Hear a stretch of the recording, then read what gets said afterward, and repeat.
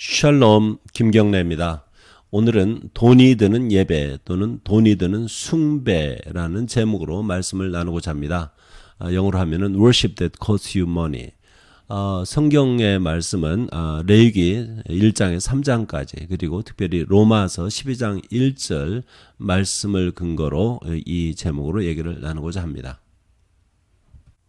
우리 기독교인들은 보통 예배라는 말을 쓰는데 오늘 얘기를 나누고자 할 때 아마 더 적합한 단어는 예배보다는 숭배가 아닐까 싶습니다. 영어로는 예배든 숭배든 worship 이 단어를 많이 사용하고 또는 service 이 단어를 쓰기도 합니다. 사람은 거의 대부분 사람들이 무언가를 또는 누군가를 숭배한다고 볼 수가 있습니다. 숭배의 대상으로서는 사람이 섬기는 그 신들, 우상이라고 우리 기독교인들은 얘기할 수 있지만 이미 우상이라고 말할 때는 이미 주관적인 그런 견해가 있다고 볼 수가 있습니다. 남들이 보기에는 편견일 수 있지만 우리는 어쨌든 유일하신 하나님을 믿기 때문에 다른 신들은 우상이라 이렇게 얘기합니다. 어쨌든 섬김 또는 숭배의 대상으로서 이러한 신들이 있고요.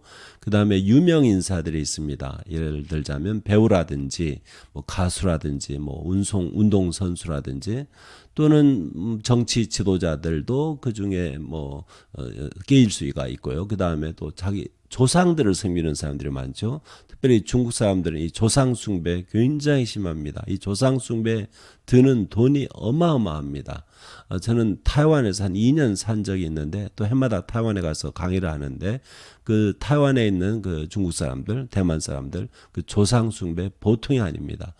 중국 대륙도 만약에 공산당이 아니었으면은 그 조상 숭배가 훨씬 심했을 겁니다. 홍콩도 마찬가지예요. 중국 사람들 사는 곳에 이 조상 숭배는 엄청나게 돈을 많이 들이는 그러한 숭배 행위입니다. 사람 또는 이런 신들이 아니라도 부유, 돈을 섬기는 사람들이 어마어마하게 많지요. 그 다음에 권력을 섬기고 또는 숭배하는 사람들이 있고요. 옛날에 로마의 신은 말하자면 전쟁의 신이요, 권력의 신이라고 얘기할 수가 있습니다. 또는 지위, 명성, 특별히 연예인들은 명성을 굉장히 중요하게 보는 것 같습니다. 이게 아마 우리 BTS라고 합니까? 그 음악회 하는 것 같아요. 돈을 섬기는 거, 그 다음에 스포츠, 이 스포츠 활동도 이것도 대단해요. 돈이 엄청나게 많이 듭니다. 그 다음에 교황도 숭배의 대상이 될 수 있고요. 여기 불교 사원이네요. 이것이 바로 우리가 보통 생각하는 숭배이자 또 숭배의 대상들입니다. 얘기가 나온 김에 저는 미국에 살고 있는데 미국의 그 슈퍼볼 선데이라는 게임이 있죠. 그 풋볼, 우리말로 하면은 럭비라고 해야 하나요? 잘 모르겠는데 풋볼, 미식 축구죠. 미식 축구라고 해야겠네요. 그 경기가 있는데 해마다 2월 첫째 일요일이면은 그 슈퍼볼 선데이라고 그래가지고 굉장히 어마어마하던데요. 저는 잘 보지는 않습니다만은 어쨌든 그 경기에 제가 인터넷 찾아봤더니 그 입장료가 평균이 4,000불에서 6,000불 정도 된다고 합니다. 작년 2019년에 최저 티켓이 2,000불 정도 됐다고 그러는데 그 다음에 최고는 한 2만 불 정도였다고 합니다. 이렇게 돈을 많이 들여가지고요. 이 경기를 구경하고자 하는 사람들이 많습니다. 넘친다고 그래요. 이것도 일종의 숭배 대상이 아니고 뭐겠습니까? 바로 이것이 우리 인간들의 숭배 그 심리 현상입니다. 우리가 성경을 통해서 이러한 숭배 대상들을 볼 수가 있는데 예를 들어서 여호수아 24장 15절에 만일 여호와를 섬기는 것이 너에게 좋지 않게 보이거든 너희 조상들이 강 저쪽에서 섬기던 신들이든지 또는 너희가 거주하는 땅에 있는 아무리 족속의 신들이든지 너희가 섬길 자를 오늘 택하라. 오늘 오직 나와 내 집은 여호와를 섬기겠노라. 여호수아가 한 말이죠. 예전에 이스라엘 백성들은 이집트에 살 때 그 이집트인들이 섬기던 신들을 섬겼던 일이 있습니다. 특별히 에스겔서 같은 걸 보면은 그 문제가 심각했던 것 같아요. 그리고 이제는 가나안 땅에 들어와서는 또 가나안 땅에 살았던 사람들의 신들에 대해서 관심을 갖고 또 섬깁니다. 여기 섬긴다는 동사가 나오는데요. 또 이제 여호와, 바로 신들을 섬기는 것이 이 인간들의 현상입니다. 그 다음에 하박국 1장 11절에 그들은 자기들의 힘으로 자기들의 신으로 삼는 자들이라. 갈대아 사람들, 바벨론 사람들 묘사하는데 자기들의 힘, 히브리어로 코아 그러는데 힘을, 파워를 신으로 삼는 사람들이 있습니다. 예전에 로마 제국도 마찬가지였어요. 그 다음에 신약에 와서 빌립보서 3장 19절에는요. 그들의 마침은 멸망이요. 그들의 신은, 그들의 하나님은 배.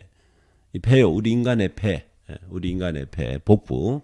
밥을 먹고 밥이 들어가는 그 식물이 들어가는 그 배. 배요. 그 영광 그들의 부끄러움에 있고 그 땅의 일을 생각하는 자라. 이렇게 많은 사람들이 또 자기 배를 섬깁니다. 먹고 사는데 그냥 여기에서는 물론 빌립보 3장 19절은 그저 연명하는 것이 아니고요. 그냥 잘 먹고 누리고 잔치하고 모든 것이 자기 그 몸을 위해서, 자기 배를 위해서 그런 이야기입니다. 배를 신으로 삼는 사람들이 많지요.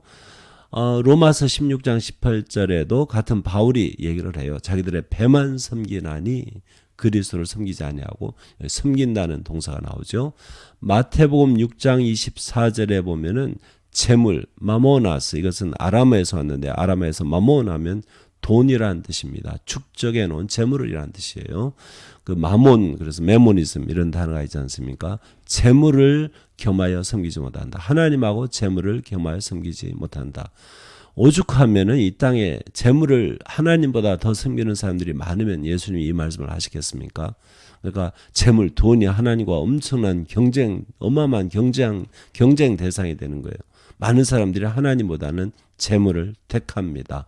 여기에 또 섬긴다는 단어가 있죠, 동사가.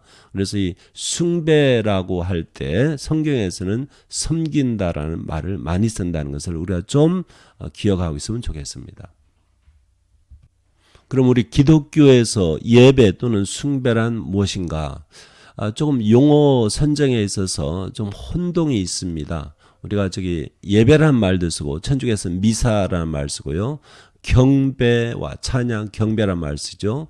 제가 예배를 괄호 속에다 넣었어요. 그 다음에 섬김 또는 사역, 봉사 이런 단어들을 쓰는데 영어에서도 제가 볼 때 혼동이 있어요. 용어 설정에 있어서 영어에서는 worship이 이제 예배 숭배에 대한 해당하는 단어가 되겠고 그 다음에 그 안에 또 worship이 또 다른 의미로 또 사용되는 경우가 있어요. 그 다음에 영어로 service 아니면 ministry 하는데 이 service는 worship하고 또 혼동해가지고 또 사용됩니다. 예를 들어서 그 미국에 있는 예배당들, 영어권 예배당들 어떤 때는 Sunday service 여기 보시면은 여기 Sunday service 9시에도 있고 11시 2부 예배를 드리네요. 또 어떤 때는 Sunday worship 이렇게 사용합니다. 그래서 Sunday worship하고 Sunday service하고 차이점이 있느냐? 차이점은 없어요. 근데 그 용어 사용에 있어서 어떤 교회에서는 Sunday service 이렇게 사용하고요. 또 어떤 교회에서 Sunday worship 이렇게 사용하더라고요.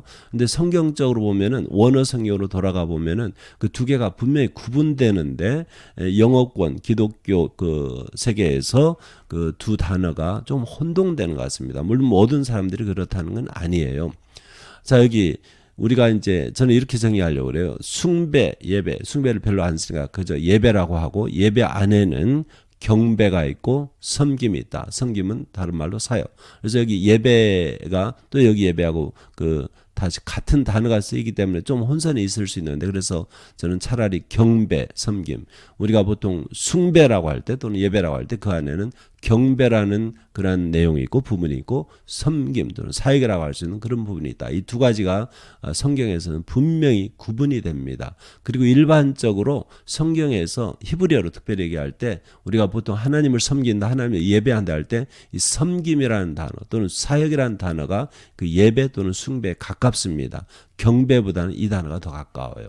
이것은 일반적으로 히브리어에서는 테필라 기도라고 번역하는데 테필라로 번역을 합니다. 그래서 히브리어에서는 오늘날까지도요. 테필라 이 기도라고 번역하는 이 단어는 우리가 보통 말하는 예배에 가까운데 그거하고 섬김하고는 또 다릅니다. 자, 여기 몇 가지 사진들을 가져왔는데요. 각종 정교라든지 천주교라든지 그다음에 개신교 이런 예배 형태가 다릅니다. 예배든 경배든 형태가 다릅니다. 어쨌든 이것이 우리가 생각하는 기독교에서 말하는 예배인데 그 용어 설정에 있어서 좀 혼선이 있다는 것을 먼저 말씀을 드립니다. 첫 번째 그 우리가 말하는 숭배 우리가 예배라고도 할 수 있는데 그 안에 있어서 경배 또는 또 경배도 또 예배라고 하는데 이것은 일반적으로 성경에서 posture, 자세지요. 자세를 얘기합니다. 히브리어의 그 어원을 보면요, 또는 그 유래를 보면은 샤하라고 하는 동사가 있는데 몸을 굽히는 겁니다. 몸을 낮추는 거예요. 그래서 히브리어를 이 샤하를 명사로 만들면은 히슈타하부트 이런 명사가 나오는데, 이 단어가 물론 히브리어 성경에서 이 명사로서는 많이 쓰지는 않아요. 그런데 이 샤하는 많이 나옵니다. 몸을 굽히는 이 자세를 얘기하는데, 성경에서 특별히 히브리 성경에서, 헬라도 마찬가지예요. 경배를, 또는 우리가 예배라고 하지만 이 단어를, 이 개념을 얘기할 때는 이 단어를 씁니다. 샤하, 몸을 굽히는 거예요. 그리고 70인역은 헬라어로 번역된 구약 성경이죠. 또는 헬라어로 기록된 신약 성경이든 이 경배라는 개념을 얘기할 때 프로스키네오라는 동사가 있어요. 이것도 역시 샤하고 똑같아요. 몸을 굽히는 그러한 동작, 그러한 자세입니다. 그것을 명사라면 프로스키니시스라고 그래요. 이 단어는 옛날에 알렉산더 때 굉장히 역사 깊은 배경이 있는 단어입니다. 이 서양 사람들이요, 그 마케도니아지요. 알렉산더는 마게도냐 사람. 이 동양으로 와가지고 동양을 점령해가지고요. 그 동양 사람들의 풍속이 왕을 보면 완전히 넙죽 엎드러지거든요. 근데 이 알렉산더의 그 밑에 장수들은 그런 습관이 없었어요. 그런데 동양 와서 그렇게 하니까 또 자기 친구가 왕이거든요. 자기 동료가 왕이거든요. 그럼 그 프로스키니스에서 완전히 굽혀가지고 경배를 해야만 해요. 이게 몸에 안 밴 거예요. 그래서 좀 문제가 있었습니다. 그런 역사적인 배경이 있는 그런 단어예요. 프로스키네오 헬라어, 샤카 히브리어, 이것은 다 몸을 굽히는 자세하고 관련이 되어 있는데, 성경에서 말하는 경배는 이러한 자세하고 연관이 되어 있어요. 그래서 창세기 27장 29절에 만민이 너를 섬기고 열국이 내게 굴복하리니 내가 형제들의 주가 되고 내 어머니의 아들들이 내게 굴복하며 너를 저주하는 자는 저주를 받고 너를 축복하는 자는 복을 받기를 원하노라. 여기 굴복한다, 이 말이 이 샤카로 사용되어 있는데, 그러니까 몸을 낮춰서 절하는 거예요. 우리말로 절한다고 그러잖아요. 창세기 37장 10절도 마찬가지예요. 여기 다 안 읽겠고요. 나와 내 어머니와 내 형들이 참으로 가서 땅에 엎드려 내게 절하겠느냐. 여기 절하는데, 굴복하는데, 또는 이렇게 몸을 굽히는데, 심지어는 몸 전체를 땅에 넙죽 엎드려 가지고 절하는 이 자세가 바로 경배입니다. 그래서 경배는 자세하고 관련이 되어 있어요. 창세기 49장 8절에 여기 절하리로다. 내 아버지 아들들이 내 앞에 절하리로다. 그 다음에 출애굽기에도 절하며, 또한 여기도 절하며, 절하지 말라. 이 절한다는 것이 바로 경배하고 가장 가까운 히브리의 개념입니다. 그래서 우리가 하나님께 경배한다 할 때는 몸을 굽히는 자세. 제가 아는, 예전에 이스라엘에서 공부할 때요, 제가 잘 알았던 친구로 지냈던 사람이 있어요. 러시아에서 이민 온 가족인데 예수를 믿는 유대인 가족이었어요. 그런데 그 가장 되는 분이 메나헴인데, 이분은요, 그 원래 소련이 굉장히 넓지 않습니까? 또 여러 가지 그 민족 문화 배경이 다른 민족들이 살고 있잖아요. 이분이 살았던 데가 중앙아시아 그 무슬림들이 많았던 곳입니다. 이슬람 교도들이 많았던 곳인데, 이분이 어떻게 예수를 믿고 또 이스라엘에 이민 온 유대인인데, 이분은 기도할 때 넙죽 엎드려요. 그래서 저는 그분 만나가지고 같이 기도할 때는 그저 존중해가지고 넙죽 엎드려가지고 같이 기도한 적이 있는데, 어쨌든 그게 바로 경배입니다. 그게 경배하는 자세예요. 그래서 우리가 보통 하나님께 경배한다 할 때 우리의 자세도 제가 볼 때 무시할 수는 없는 것 같아요. 제가 어렸을 때 시골에서 이제 예배 드릴 때 저희는 마룻바닥에서 무릎을 꿇고 예배를 드렸어요. 근데 그게 생각에 영향을 주는 것 같습니다. 이 경배할 때 이 자세가 결코 무시할 수 없는 그러한 일입니다. 여기 영어로는 그냥 워십이라고 하지만은 저는 이제 경배라고 쓰겠는데, 여기 헬라도 있고 다른 헬라도 있네요. 이렇게 넙죽 엎드리잖아요. 이 천주교 이 사제들이, 그 신부들이 서품 받는다고 하나요? 그때 아마 넙죽 엎드리는 그런 일이 있는 걸로 제가 들었는데, 이렇게 무릎 꿇고 이렇게 기도하는 이러한 자세들이 일반적으로 경배를 위해서 표현되는 그러한 그 히브리어 단어 샤하하고 연관이 되어 있는 것입니다. 그래서 우리가 하나님께 경배한다, 또는 경배의 의미로서 하나님께 예배한다 할 때 우리가 자세를 꼭 이렇게 해야 한다는 건 아니에요, 제가. 그렇지만은 이 하나님을 경배한다, 또는 하나님께 예배할 때 우리의 자세를 다시 한번 생각해 볼 필요가 있습니다. 그 함부로 할 수는 없다는 거예요. 그러다 뭐 꼭 옷을 잘 입고 그런 의미는 아니고 우리의 자세, 하나님을 공경하는 자세, 이 마음만큼은 중요하다 이거죠. 그리고 이렇게 엎드려 가지고요 경배할 때는 내가 완전히 낮아지는 거예요. 나를 높일 수가 없는 거예요. 그것도 이제 영향을 받는 거죠. 내 생각, 내 태도까지도. 그 다음에 숭배의 내용 가운데 첫 번째가 경배, 두 번째는 섬김 또는 사역. 이 단어는요 헬라어로 라트리아 이렇게 얘기합니다. 라트리아. 영어로는 service, ministry. 저는 이 단어가 같은 뜻으로 쓰이는 것을 보기 때문에 여기다 같이 놓은 거예요. 그런데 영어권에서는 아까 얘기한 것처럼 worship하고 서비스하고 이렇게 혼동해가지고 쓰이는 경우가 많은데 이 서비스는 차라리 영어로 ministry하고 비슷합니다. 그래서 섬김이든 우리말로 사역이든 같은 의미에서 이것이 우리가 보통 말하는 그 예배 또는 숭배, 예배 또는 숭배 가장 중요한 내용으로 이렇게 성경을 통해서는 알고 있습니다.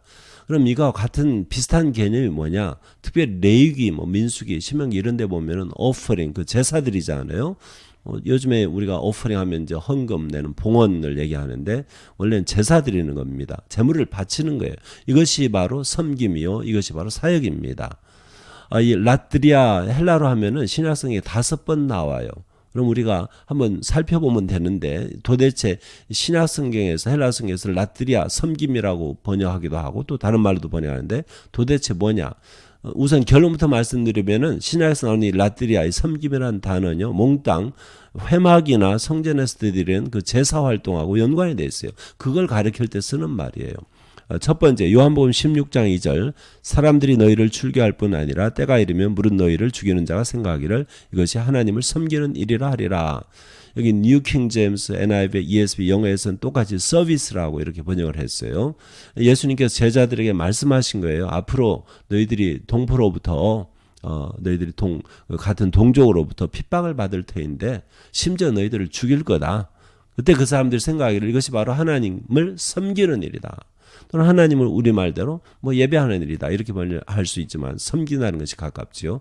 앞에서 이제 구약성에서 여호와를 섬기고 우상들을 섬기고 섬긴다는 동사가 계속 나왔는데 이것이 바로 제사 드리는 거예요. 그래서 마치 사람을 죽여서 마치 짐승 죽여서 제사를 드리듯이 예수 믿는 예수쟁이들을 죽여서 하나님께 제사 드리는 거로 생각한다 이거예요. 그 다음에 로마서 9장 4절에 저희는 이스라엘 사람이라 저에게는 양자됨과 영광과 언약들과 율법을 세우신 것과 예배와 약속들이 있고 여기 예배는 우리가 말하는 보통 예배가 아니고요. 라트리아 섬김입니다. 여기 예배는 그 제사예요. 그 성전 또는 회막에서 그 제사 드리는 그 행위입니다. 히브리서 9장 1절 첫 언약에도 섬기는 예법 똑같은 단어예요. 라트리아 예배와 똑같은 단어 섬기는 예법과 세상에 속한 성소가 있더라. 성소와 관련된 제사 행위지요. 그래서 영어에서는 앞에 로마서 9장 4절에서는 worship이라고 ESV는 번역했고요. temple worship이라고 NIV는 그다음에 New King James 서비스는 서비스라고 했는데 이 서비스 또는 temple worship이 가깝죠. 서비스가 나아요. 이미 영어권에서 worship하고 서비스하고 혼동이 있다는 것을 볼 수가 있습니다. 우리말도 예배, 혼동이 있는 거죠.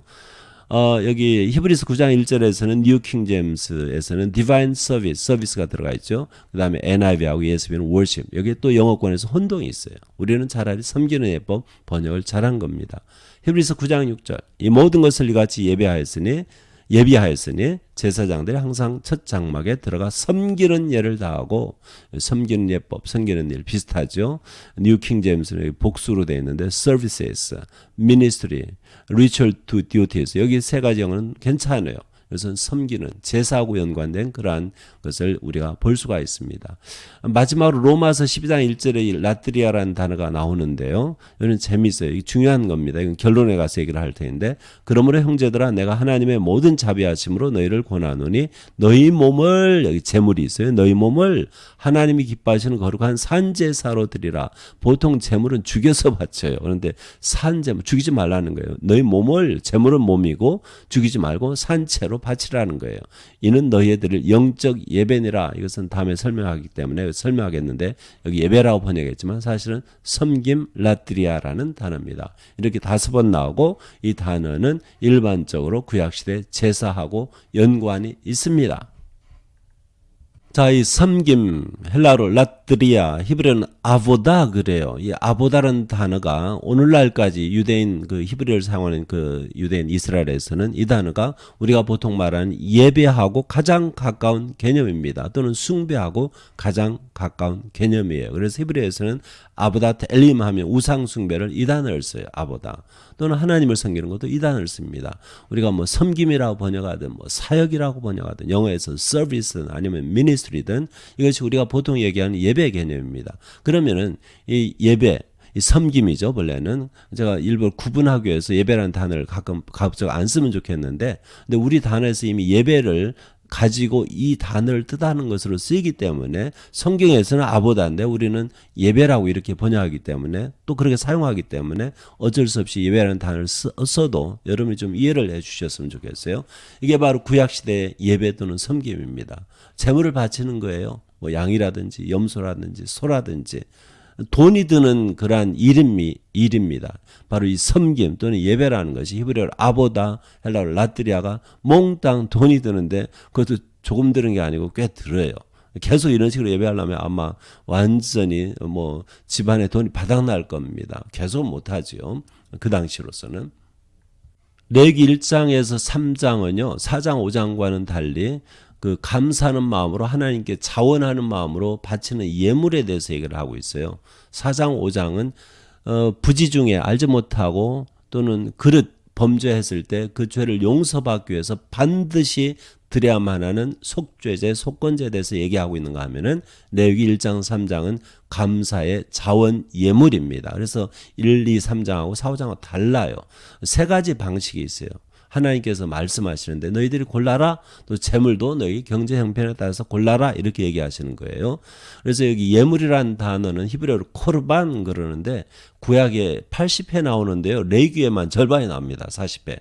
그리고 나머지는 민수기 38회 나오고요. 그리고 나머지 두 번은 에스겔서에 나와요. 그러니까 집중적으로 레위기하고 민수기에 나오는 거예요. 거기에서 이 예물에 대해서 우리가 배울 수가 있어요. 특별히 1장에서 3장까지 많이 나오는데 우리가 잘 아는 뭐 번제가 있고요. 소제가 있고요. 화목제가 있잖아요. 그래서 자기가 자원하고 또 하나님께서 정해진 범위 안에서 바쳐야만 합니다. 예를 들어서 하나님은 돼지는 싫다 이거예요. 소나 양이나 염소나 비둘기 이런 것들이 동물로서, 그 다음에 소제는 곡식류지요.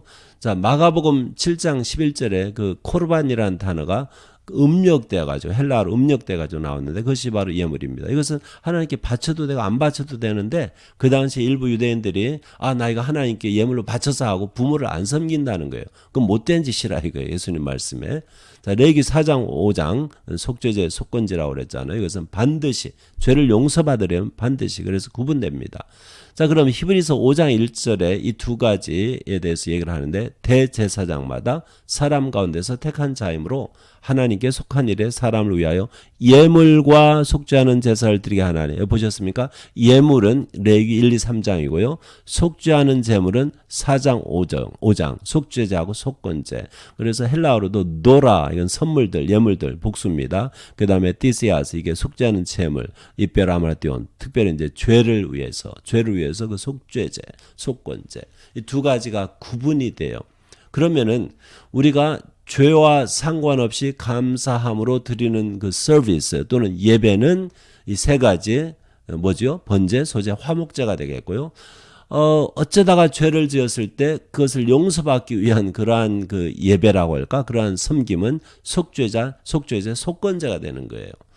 바라기는 가급적 죄를 안 짓는다는 전제하에 우리가 예물만 먼저 얘기를 하면은 번제, 소제, 화목제가 되겠죠. 이 예물을 드리는 것이 바로 옛날에 제사요, 옛날에 섬김이요, 바로 옛날에 숭배요 또는 옛날에 예배였습니다. 경배하고 구분되는 의미의 그런 아보다 히브리어로 라트리아 헬라어로 그 예배였어요. 그럼 이 예배가 어떤 식으로 무엇을 필요로 하는지 그걸 한번 보실까요? 첫 번째 레위기 1장에서 번제라고 하는데요.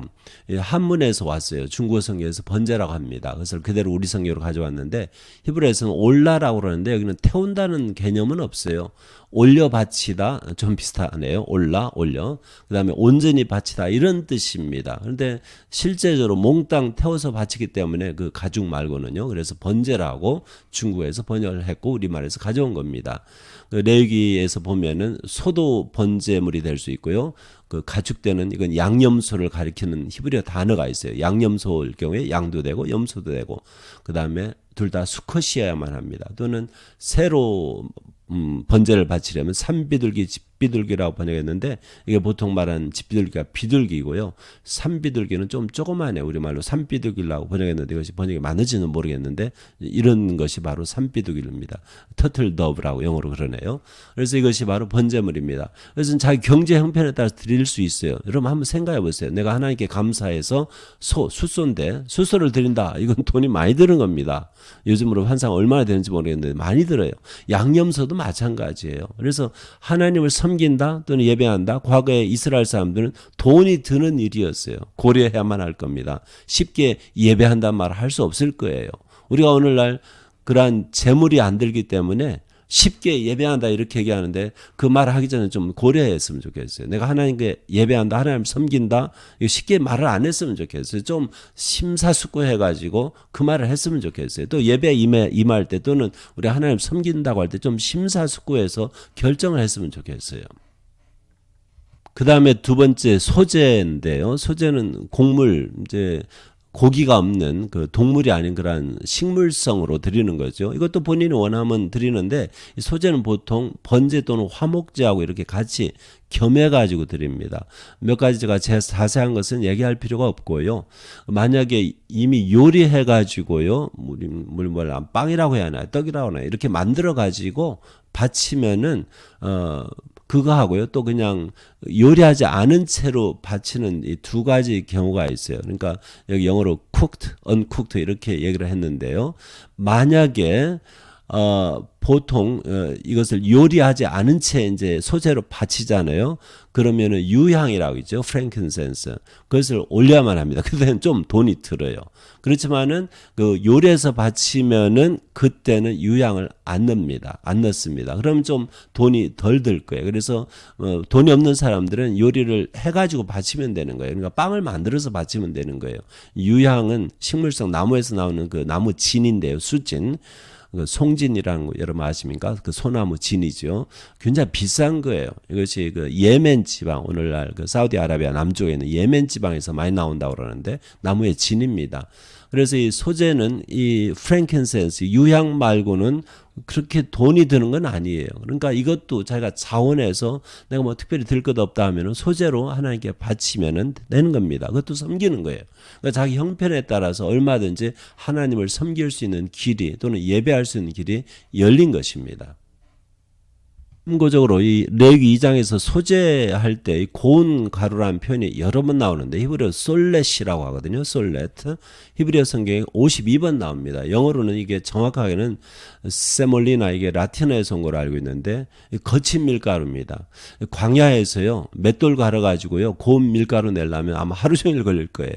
히브리어에서 이 고운 밀가루는 다른 단어가 있어요. 케마이라고 그러는데 이건 보통 이제 플라워, 그 밀가루죠. 고운 우리가 오늘날 쓰는 밀가루는 다 곱잖아요. 오늘날 기계가 있기 때문에 얼마든지 가능해요. 그런데 예전에 맷돌 쓸 때는 그게 힘들어요. 그래서 거친 밀가루를 그대로 그거를 요리하든지 그대로 하나님께 바치면 되는 겁니다.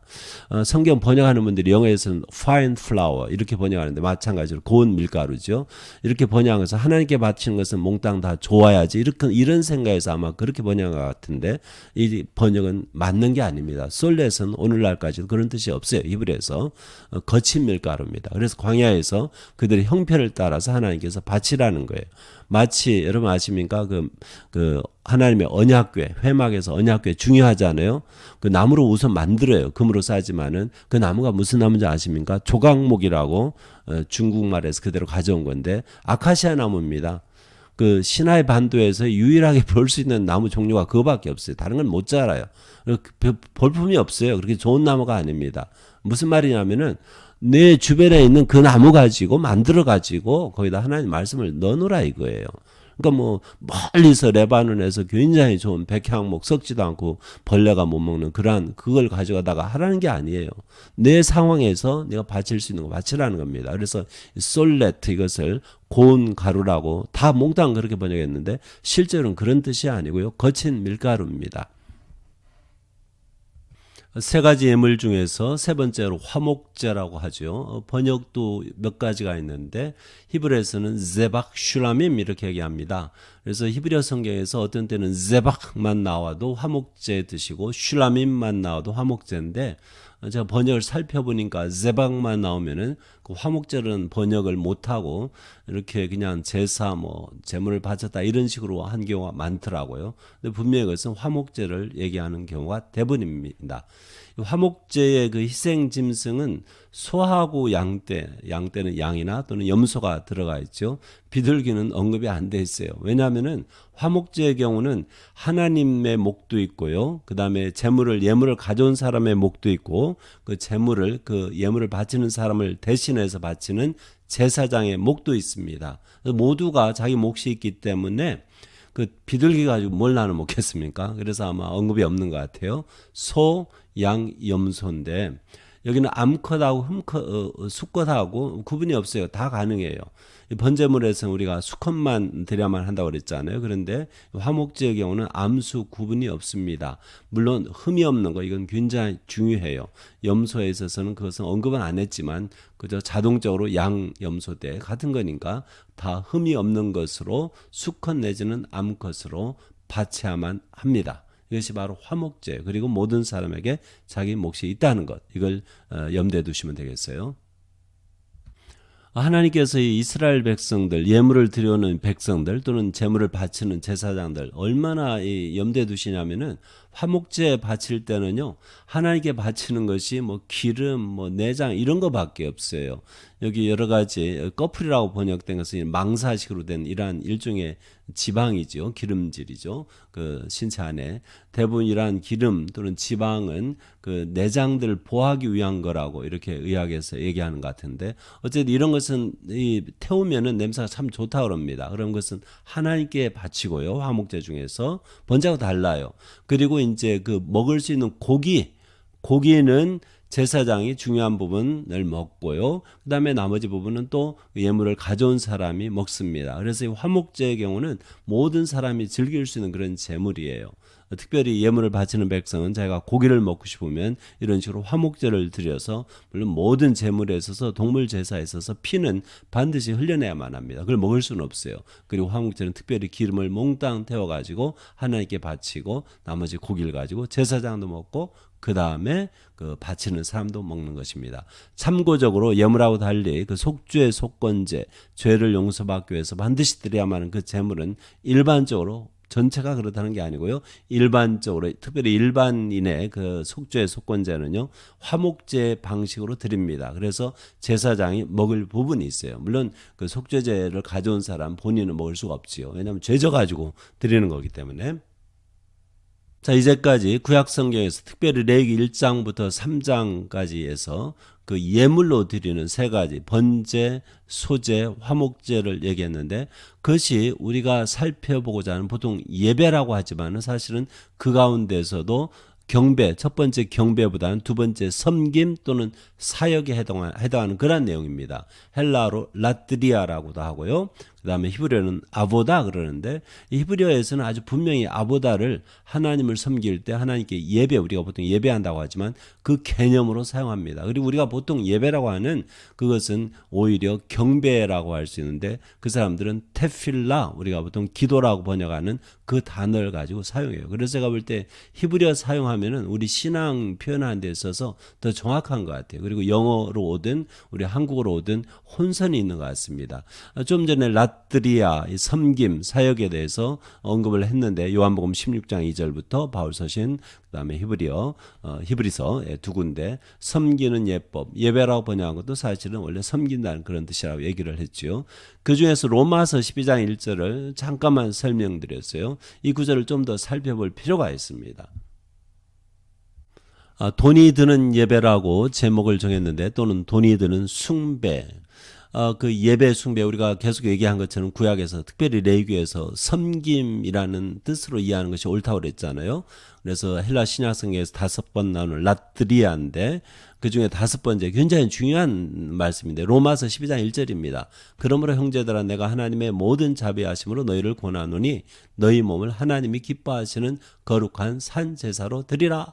이는 너희의 드릴 영적 예배니라. 여기 영적 형용사에 해당하죠. 형용사죠. 이 말을 영어로 어떻게 번역했는지 한번 보실까요? reasonable, 그 다음에 true and proper, 그 다음에 spiritual. 번역이 다르지요. 번역하기가 쉽지가 않은 거예요. 제가 볼 때 세 가지 다 괜찮아요. 헬라로 로기키스 이런 단어가 있는데 로직, 영어의 logic 그가 좀 비슷하죠. 그래서 reasonable, 합리적인 이런 뜻도 될 수 있고요. 진정한 또 적합한 예배 이렇게 얘기도 되고요. 그 다음에 spiritual, 신령한 다 괜찮아요. 우리말로는 영적 예배다 이렇게 영적 번역했는데 근데 더 중요한 것은 이 예배라는 명사입니다. 헬라로 라트리아인데 제가 계속 강조했듯이 이것이 섬김이라는 뜻인데 뉴 킹 제임스에서는 서비스라고 번역했어요. 섬김. 그런데 NIV하고 ESV에 보면 worship이라고 번역했어요. 이만큼 현대 영어권에서 이 섬기는 것 또는 숭배 예배에 대해서 이 단어가 혼선해 있어요. 혼동돼 사용되고 있어요. 그래서 Sunday worship, Sunday service 이렇게 나오는 거죠. 자, 우리말로는 그저 예배라고 그랬는데 사실 이 예배라고 얘기하는 것은 섬김이라고 그랬잖아요. 라트리아. 그래서 앞에 제사 또는 제물하고 비슷합니다. 구약적인 배경으로는 제사로 얘기하면 되겠고 그 다음에 신약적인 배경으로 섬긴다 이렇게 쓰면 되는 거예요. 여기 이 바울이 로마서 12장 1절에서 제가 볼 때 굉장히 중요한 말씀을 하고 있는데 이 우리가 보통 이제 예배라고 얘기할게요. 원래 섬김인데 하나님을 숭배하는 거. 예배의 개념에서 가장 중요한 그러한 내용을 여기서 얘기하는 것 같아요. 뭐냐면은 제사 드린다 또는 섬긴다 예배한다라고 했는데 여기에 있어서 반드시 제물이 있어야만 해요. 소든 양이든 염소든 또는 곡물이든 반드시 제물이 있어요. 빈손 가져와서 예물을 바친다고 하는 사람 없거든요. 우리는 지금 예배가 어떻습니까? 마음이 필요하고요. 자세가 필요하고 그런 거 있지 않아요? 뭐 헌금 조금 내는 거 외에는 몇 푼 내는 거 외에는 나머지는 돈이 드는 제사가 아니라 이겁니다. 그러한 예배가 아니라 이거예요.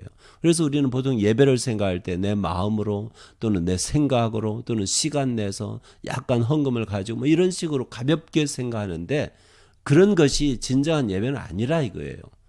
그럼 여기에 바울이 제물이 필요한데 예물이 필요한데 이렇게 권하는 거예요. 지금 하나님의 모든 자비하심으로 아주 간곡히 권하는 거예요. 너희를 권한다. 너희 몸을 하나님이 기뻐하시는 거룩한 산 제사로 드려라. 어마어마한 일입니다. 이 제사는 제물로 번역하는 것이 조금 더 좋을 것 같아요. 제물이 필요한데 뭘 가져오느냐? 소냐? 염소냐? 양이냐? 그런 거 아니라 이거예요. 이제는. 그런 게 아니고 뭐냐? 너의 몸을, 너의 몸뚱아리를, 마음이 아니에요. 너의 감정이 아니에요. 무슨 결단이 아니에요. 너의 몸뚱아리를 하나님이 기뻐하시는 거룩하게 살아야죠. 살아있는 제물로 죽이지 말라 이거예요. 죽이면 안 되죠. 이 제물은 다른 제물은 다 죽여서 바쳤지만은 우리의 몸뚱아리를 제물 삼아 하나님께 제사 드릴 때 또는 하나님을 섬길 때 또는 요즘 말로 예배할 때 그것을 죽이면 안 됩니다. 산채로 하나님께 제단에 갖다 바치라 이거예요. 이것이 바로 영적인 예배 또는 합리적인 예배, 당연한 예배, 진정한 예배라는 것입니다. 진정한 섬김이라는 것이에요. 왜 우리가 이런 말씀에 좀 주의를 기울이지 않을까요? 하나님을 진정 섬기고자 하는 사람들은 내 몸을 제단에다가 산채로 제물로서 바쳐야만 합니다. 그럼 이 제물로 제단에 바친다 이 개념이 어떤 뜻이 있느냐? 구약시대는 지금도 마찬가지예요. 제단에다가 바쳐진 제물은 그 순간부터 하나님 겁니다. 사람이 못 건드려요. 절대 못 건드려요. 그러면은 내 몸을 제단에다가 하나님께서 기뻐하시는 거룩한 산 제물로 바치잖아요. 그 순간부터 내 몸은 내 것이 아닙니다. 내가 내 뜻대로 내 몸을 사용을 못 해요. 제물로 바치는 그 순간부터는 하나님께서 원하시는 대로 이 제물을 사용하면 됩니다. 다 태워서 죽이든 아니면 기름만 태우고 화목제처럼요. 일부는 제사에 죽으면 어찌하든 간에 그것은 하나님 소관이에요. 내 소관이 아니에요. 그것이 진정한 섬김이라는 거예요. 그것이 진정한 예배라는 거예요. 우리가 오늘날 예배한다고 하면서요. 내 몸을 하나님께 맡기지 않고 내가 쓰겠다는 그 태도는 예배가 아니에요. 그런 예배는 하나님께서 안 받으세요. 아무리 뭐 주일에 가서 열심히 뭐 오랜 시간 동안에 우리가 말한다는 예배 참사가 뭐 헌금만 해야 되고 아무 소용이 없어요. 예배는 돈이 들어요. 어느 정도 드느냐? 내 몸이 필요할 정도로. 이것은 무슨 값으로 이것을 환산하겠어요? 얼마라고 여러분 따질 수 있습니까? 내 몸뚱아리를 하나님께 바치는 그러한 섬김이 진정한 하나님이 기뻐 받으시는 섬김이요 예배라는 것입니다. 교제 그 경배라는 개념도 우리가 얘기했는데 그것은 사실 예배보다는 원래는 경배는 기도에 가깝습니다. 유대인들이 테필라 기도를 쓴다고 그랬잖아요. 그래서 기도는 또는 경배는 하나님의 영광스러움이 보이면은 그저 자동적으로 경배가 되는 거예요. 그래서 그것도 예배에 포함될 수 있는데 약간 개념이 다릅니다. 진정한 예배는 숭배는 섬긴다는 그 개념으로 설명할 수 있는데 우리의 몸을 살아있는 제물로 하나님께 온전히 바치고 하나님 뜻대로 사용하게끔 하는 것이 진정한 숭배요, 진정한 섬김이요, 진정한 예배라는 것입니다. 자, 작별의 시간이 됐습니다. 민수기 6장 24절부터 26절 여호와는 내게 복을 주시고 너를 지키시기를 원하며 여호와는 그의 얼굴을 내게 비추사 은혜 베푸시기를 원하며 여호와는 그 얼굴을 내게로 향하여 드사 평강 주시기를 원하노라. 히브리어로 야브레카 아도나이 베슈므레카 야엘 아도나이 파나벨레카 비쿠네카 이사 아도나이 파나벨레카 베야셈레카 샬롬.